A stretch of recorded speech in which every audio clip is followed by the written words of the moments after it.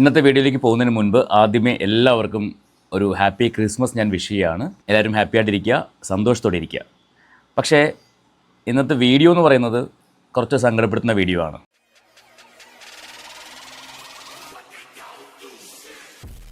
വേറൊന്നുമല്ല, നിങ്ങളെല്ലാവരും അറിഞ്ഞു കാണും, സീരിയൽ നടൻ സിദ്ധാർത്ഥ് പ്രഭുവിനുണ്ടായ ഒരു ആക്സിഡൻറ്റ്. കള്ളും കുടിച്ച് റോഡിൽ കൂടി വണ്ടി ഓടിച്ചതിൻ്റെ പേരിലാണ് ഇത് ഉണ്ടായത്. അതിനുശേഷം ഇവൻ്റെ ഒരു ഷോ ഓഫ് ഉണ്ടായിരുന്നു റോഡിൽ. അപ്പോൾ അതൊക്കെ കണ്ടപ്പോൾ ഞാൻ ആദ്യം വിചാരിച്ചത് ചിലപ്പോൾ ഷൂട്ടിൻ്റെ ഭാഗമായിട്ട് നടക്കുന്നതായിരിക്കും എന്ന് വിചാരിച്ചു. പക്ഷേ അവിടെ കൂടെ നിന്നവർ തെറി പറയുന്നത് കേട്ടപ്പോഴാണ് സംഭവം സീരിയസ് ആണെന്ന് തോന്നിയത്. ഇന്നത്തെ തലമുറ എന്ന് പറയുന്നത് കള്ളിനും കഞ്ചാവിനും മയക്കുമരുന്നിനൊക്കെ അടിമയായി നശിച്ചുകൊണ്ടിരിക്കുന്ന സാഹചര്യത്തിൽ റിയൽ ലൈഫ് അല്ല റിയൽ ലൈഫ് എന്ന് വീണ്ടും വീണ്ടും വീണ്ടും വീണ്ടും തെളിയിച്ചുകൊണ്ടിരിക്കുകയാണ്. സിദ്ധാർത്ഥ് പ്രഭു എന്ന് പറയുന്നത് നമുക്ക് എല്ലാവർക്കും അറിയാം, തട്ടിമുട്ടിയും അതുപോലെ ഉപ്പുമുളകും പോലത്തെ സീരിയലുകളിൽ തിളങ്ങി നിൽക്കുന്ന താരമാണ്. ഇപ്പോഴും റണ്ണിങ് ആയിട്ട് ആ സീരിയലൊക്കെ പൊയ്ക്കൊണ്ടിരിക്കുകയാണ്. എന്തിൻ്റെ കേടാണെന്ന് എനിക്ക് മനസ്സിലാവുന്നില്ല. നമുക്ക് ആ വാർത്ത ഒന്ന് കേൾക്കാം, എന്താണ് സംഭവിച്ചത്. നിങ്ങൾ അറിഞ്ഞിട്ടുണ്ടാവും, നമുക്ക് അത് കേട്ടിട്ടൊന്ന് സംസാരിക്കാം. കാർ ഓടിച്ച സീരിയൽ നടൻ സിദ്ധാർത്ഥ് പ്രഭുവിനെതിരെ കേസ്. സിദ്ധാർത്ഥിന്റെ കാർ വഴിയാത്രക്കാരനെ ഇടിച്ചിരുന്നു. കോട്ടയം നാട്ടകത്ത് ഇന്നലെ രാത്രിയായിരുന്നു അപകടം. വിശദാംശങ്ങൾ ബിനോയ് രാജൻ നൽകും. ഇന്നലെ രാത്രിയിലാണ് MC റോഡിൽ നാട്ടകത്ത് വെച്ച് ഈ സിദ്ധാർത്ഥ് പ്രഭു ഓടിച്ച കാറ് ഒരു വഴിയാത്രക്കാരനെ ഇടിച്ചത്. ലോട്ടറി വിൽപ്പനക്കാരനെയാണ് ഇടിച്ചത്. തുടർന്ന് പോലീസ് സ്ഥലത്തെത്തി നാട്ടുകാര് ഈ സിദ്ധാർത്ഥ് പ്രഭുവിനെ പിടികൂടാനുള്ള ഒരു ശ്രമം നടത്തി. ഇതിനിടയിൽ വലിയ രീതിയിലുള്ള ഒരു ആക്രമണകാരിയായിട്ടാണ് സിദ്ധാർത്ഥ് പ്രഭുവിനെ കാണപ്പെട്ടത്. തുടർന്ന് പോലീസ് സ്ഥലത്തെത്തി ഇയാളെ ബലം പ്രയോഗിച്ചാണ് കീഴ്പ്പെടുത്തിയത്. തുടർന്ന് വൈദ്യ പരിശോധനയ്ക്ക് വേണ്ടി ആശുപത്രിയിലേക്ക് കൊണ്ടുപോയി. തുടർന്ന് നടത്തിയ പരിശോധനയിലാണ് ഇയാൾ മദ്യപിച്ചിരുന്നതായിട്ട് സ്ഥിരീകരിച്ചത്. മദ്യപിച്ച് വാഹനം ഓടിച്ചതിന് അപകടമുണ്ടാക്കിയതിന് സിദ്ധാർത്ഥ പ്രഭുവിനെതിരെ നിലവിൽ ചിങ്ങവനം പോലീസാണ് കേസെടുത്തിരിക്കുന്നത്. അപ്പോൾ ആ കാര്യത്തിൽ തീരുമാനമായി. ലൈസൻസ് സസ്പെൻഡ് ചെയ്യപ്പെടാം. ഞാൻ പറയുന്നത് ഡിസ്മിസ് ചെയ്യണം ലൈസൻസ്. ഇനി ഇവൻ വണ്ടി ഓടിക്കാൻ പാടില്ല. അതായത് ഇപ്പോൾ നടനായിക്കോട്ടെ, ഒരു സാധാരണക്കാരനായിക്കോട്ടെ, ആരായാലും കള്ളും കുടിച്ച് വണ്ടി ഓടിച്ച് കഴിയുമ്പോൾ അവന് മാത്രമല്ല അപകടം പറ്റുന്നത്. റോഡിൽ കൂടി നടന്നു പോകുന്ന അല്ലെങ്കിൽ റോഡിൽ കൂടി മറ്റു വണ്ടികൾ ഓടിച്ച് പോകുന്ന സാധാരണക്കാരായിട്ടുള്ള ആൾക്കാർക്കും അപകടം പറ്റും. അങ്ങനത്തെ ഒരു അപകടമാണ് ഇവിടെ പറ്റിയിരിക്കുന്നത്. ഒരു ലോട്ടറി കച്ചവടക്കാരനെയാണ് സിദ്ധാർത്ഥ വണ്ടി ഓടിച്ചിട്ട് കാർ ഓടിച്ചിട്ട് ഇടിച്ച് തെറിപ്പിച്ചത്. അത് ചോദിച്ചപ്പോൾ ഇവൻ്റെ കുറച്ച് ഷോ ഓഫ് ഉണ്ട്. നമുക്ക് അതൊന്ന് കണ്ടു നോക്കാം. റോഡിൽ അപകടം പറ്റുമ്പോഴേക്കും നാട്ടുകാർ ഇടപെടുമല്ലോ. നാട്ടുകാർ ഇടപെട്ടപ്പോൾ ഇവൻ്റെ കുറച്ച് ഷോ ഓഫ് ഉണ്ട്. അതൊന്ന് കണ്ടു നോക്കാം. ദൈവം ദൈവം കോടതി ഞങ്ങൾ വഴി വന്ന് നീ എന്നെ ചവിട്ടി എല്ലാ പുള്ളിനെ ഇടിച്ചിട്ട്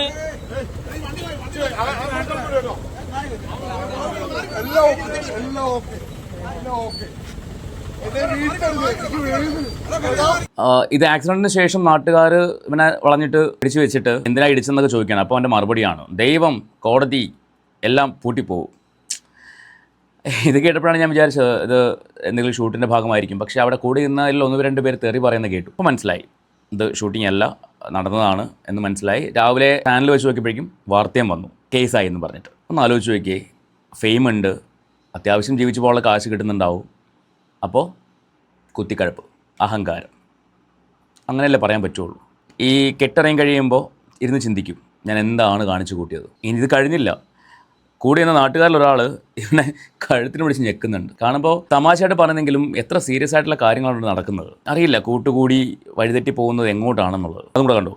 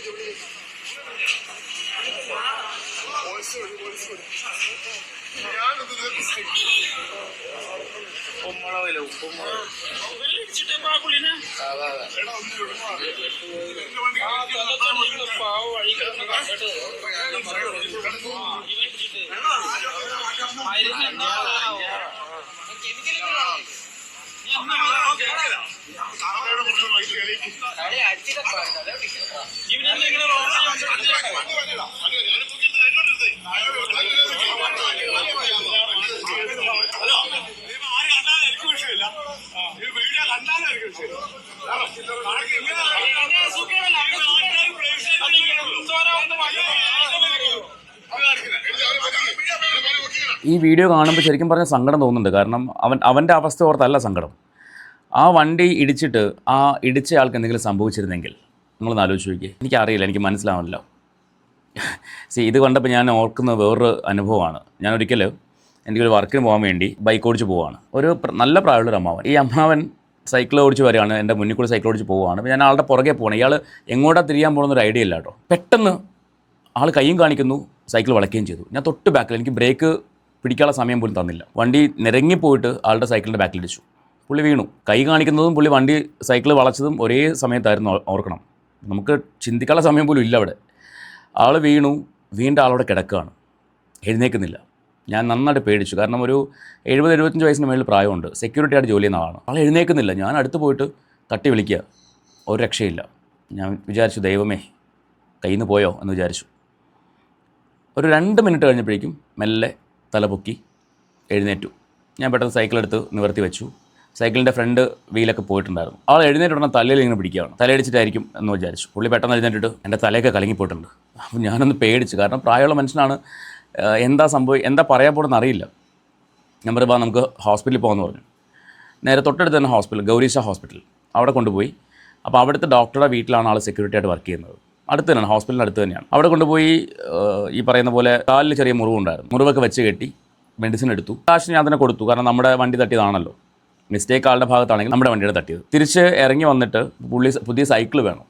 അതാണ് രസം, പുതിയ സൈക്കിൾ വേണം. ഞാൻ പറഞ്ഞു, അതിൻ്റെ ടയർ മാറിയാൽ പോരെ, വീല് മാറിയാൽ പോരെ. അപ്പം ആൾക്ക് ഇനിയിപ്പം എന്താ പറ്റിയെന്ന് അറിയില്ല, എനിക്കിനി വേറെ ചികിത്സ വേണ്ടി വരുമെന്ന് അറിയില്ല എന്ന് ആളിങ്ങനെ പറഞ്ഞുകൊണ്ടിരിക്കുകയാണ്. അപ്പോൾ എനിക്ക് മനസ്സിലായി ഇത് പൈസ അടിക്കാനുള്ള പരിപാടിയാണെന്ന് മനസ്സിലായി. ഞാൻ പെട്ടെന്ന് തന്നെ അവിടെ അടുത്തുണ്ടായിരുന്ന ചേട്ടനോട് ഞാൻ കാര്യം പറഞ്ഞു. ആൾ കണ്ടിട്ടുണ്ടായിരുന്നു. ആളോട് കാര്യം പറഞ്ഞു, ചേട്ടാ ഇങ്ങനെയാണ് സംഭവം, ഞാൻ ഒരു തെറ്റും ചെയ്തിട്ടില്ല, ഞാൻ വണ്ടി ഓടിച്ച് വരുന്നു, ആളെൻ്റെ ഫ്രണ്ടിൽ കൂടെ പോകണു, പെട്ടെന്ന് ആൾ കൈ കാണിക്കുന്നു, വണ്ടി സൈക്കിൾ വളയ്ക്കുകയും ചെയ്തു. ഇതാണ് സംഭവിച്ചത്. അപ്പം പുറകെ വന്നിടിക്കുകയാണ്. പുറകെ വന്നിടിച്ചതുകൊണ്ടാണ് നമ്മുടെ ഭാഗത്ത് മിസ്റ്റേക്കായിട്ട് വരുന്നത്. പുള്ളി ആളോട് സംസാരിച്ച് ലാസ്റ്റ് 2000 രൂപ കൊടുത്തു. ഞാൻ തിരിച്ചു വരികയും ചെയ്തു. ഞാൻ പറഞ്ഞു വന്നൊരു കാര്യം, നമ്മൾ കള്ളും കുടിച്ചിട്ടില്ല, ആളുടെ മിസ്റ്റേക്കിൽ ആൾ വീണതാണ്. എൻ്റെ വണ്ടി തട്ടിയിട്ടാണെങ്കിൽ പോലും ആളുടെ മിസ്റ്റേക്കിൽ ആൾ വീണതാണ്. എന്നിട്ടും അവിടെ നമ്മൾ പ്രതിയായി മാറാവുന്ന സാഹചര്യമാണ്. അപ്പോഴാണ് ഇവിടെ രാത്രിയിൽ കള്ളും കുടിച്ച് ഒരു ബോധമില്ലാണ്ട്, അവൻ്റെ സംസാരം കേൾക്കുമ്പോൾ അറിയാൻ പറ്റും ഒട്ടും ബോധമില്ലെന്ന് മനസ്സിലാവും. അപ്പോൾ ഒട്ടും ബോധമില്ലാണ്ട് എന്താ പറയുന്നത് അവന് തന്നെ അറിയത്തില്ല. ആ ലെവലിൽ ഒരാളെ കൊണ്ട് ഇടിച്ചേക്കുന്നു. എന്തായാലും ലോട്ടറി ടിക്കറ്റ് വിൽക്കുന്ന ആൾക്കാരെന്ന് പറയുന്നത് അത്യാവശ്യം പ്രായമുള്ള ആൾക്കാരായിരിക്കും. എന്തെങ്കിലും സംഭവിച്ചിട്ടുണ്ടെങ്കിൽ എന്താവുമായിരുന്നു? ഇവരുടെയൊക്കെ ലൈസൻസ് കട്ട് ചെയ്യാൻ വേണം. ഇപ്പം സഞ്ജു ടെക്കിയുടെ ലൈസൻസ് സസ്പെൻഡ് ചെയ്ത പോലെ ഇവൻ്റെയൊക്കെ ലൈസൻസ് സസ്പെൻഡ് ചെയ്താൽ മാത്രം പോരാ, കട്ട് ചെയ്ത് കളയണം. ഇനി ലൈസൻസ് യൂസ് ചെയ്യാൻ പാടില്ല. വണ്ടി ഓടിക്കണ്ട. സഞ്ജുവിൻ്റെ ലൈസൻസ് ഡിസ്മിസലാണെന്ന് തോന്നുന്നു. എനിക്ക് തോന്നുന്നു സഞ്ജുവിന് ഇനി വണ്ടി ഓടിക്കാൻ പറ്റില്ലെന്ന് തോന്നുന്നു. അതുപോലെ തന്നെ ഇവൻ്റെ ലൈസൻസ് സസ്പെൻഡ് ചെയ്യണമെന്നാണ് എൻ്റെ ഒരു റിക്വസ്റ്റ് എന്ന് പറയുന്നത്. ഇവന് ഇനി വണ്ടി ഓടിക്കണ്ട. അത് സീരിയൽ നടനായിക്കോട്ടെ, ഏതൊരാളായിക്കോട്ടെ, തോന്നിവാസം കാണിച്ചു കഴിഞ്ഞാൽ പണിഷ് ചെയ്യാൻ തന്നെ വേണം. അപ്പോൾ ഇതിപ്പോൾ അറിയില്ല എന്താവും എന്നുള്ളത്. നാളെ ഇനി സീരിയലിൻ്റെ ഷൂട്ടാണെന്നും പറഞ്ഞ് ഇറങ്ങി വരുമെന്ന് അറിയത്തില്ല. തെറ്റെന്ന് സംഭവിച്ചേ പറ്റൂ. അവന് ബോധമില്ല. അവൻ പറയുന്നതും കേൾക്കുന്നതും ചെയ്യുന്നതും എന്താണെന്ന് അവന് അറിയില്ല. അപ്പോൾ ഇന്നത്തെ തലമുറ ഇത് എങ്ങോട്ടാണ് പോകണമെന്ന് എനിക്ക് മനസ്സിലാവുന്നില്ല. ഇപ്പം ഇന്നും നാളെയൊക്കെ കഴിയുമ്പോൾ അറിയാൻ പറ്റും, ന്യൂ ഇയർ കഴിയുമ്പോഴൊക്കെ അറിയാൻ പറ്റും എത്രമാത്രം ആൾക്കാരാണ് കള്ളുകുടിച്ച് നടക്കുന്നുള്ളത്. എല്ലാം കഴിയുമ്പോൾ ഗവൺമെൻറ് ഒരു കണക്ക് പുറത്തു വിടും, ന്യൂ ഇയർ ആഘോഷത്തിന് ഇത്ര കോടി രൂപയുടെ മദ്യം വിറ്റെന്ന് പറഞ്ഞിട്ട്. എനിക്ക് മനസ്സിലാവുന്നില്ല. ഓണം കഴിയുമ്പോഴും കോടിക്കണക്കിന് രൂപയുടെ മദ്യം വിറ്റെന്ന് പറഞ്ഞ് കണക്ക് പുറത്തു വിടും. നശിപ്പിക്കുന്നത് ഇന്നത്തെ തലമുറയാണ്. കഴിഞ്ഞ ഇടയ്ക്ക് കേട്ടിട്ടുണ്ടായിരുന്നു, ഓൺലൈൻ വഴി മദ്യം ആയിട്ടുണ്ടെന്ന് തോന്നുന്നു, എനിക്കറിയില്ല. വീട്ടിൽ കൊണ്ട് കൊടുക്കും, പുറത്തിറങ്ങി പോകേണ്ട ആവശ്യം പോലും ഇല്ല. എന്നാൽ നീ കള്ള് മേടിച്ച് കുടിക്ക്, അവനവൻ്റെ വയറ്റിൽ കിടക്കട്ടെ, പോയി വീട്ടിൽ കിടന്ന് ഉറങ്ങ്. അതല്ല, കള്ളും കുടിച്ച് ഇത് മാറ്റാൻ വേണ്ടി, എന്താ ആ വാക്കെനിക്ക് പറയാൻ പറ്റില്ല, അത് നിങ്ങൾ ഊഹിച്ചോളൂ. അത് മാറ്റാൻ വേണ്ടി കാറോ ബൈക്കോ എടുത്തുകൊണ്ട് ഇറങ്ങും റോഡിൽ കൂടി, വഴിയെ പോകുന്നുണ്ട് നെഞ്ചത്തോട്ട് കയറാൻ വേണ്ടി. കഷ്ടം എന്നല്ലാണ്ടൊന്നും പറയാനില്ല. എന്തായാലും രാവിലെ സിദ്ധാർത്ഥ പ്രഭുവിന് ബോധമൊക്കെ വന്നിട്ടുണ്ടാവുമല്ലോ. അപ്പോൾ തിരിച്ചറിവുണ്ടായി കാണും എന്ന് വിചാരിക്കുന്നു.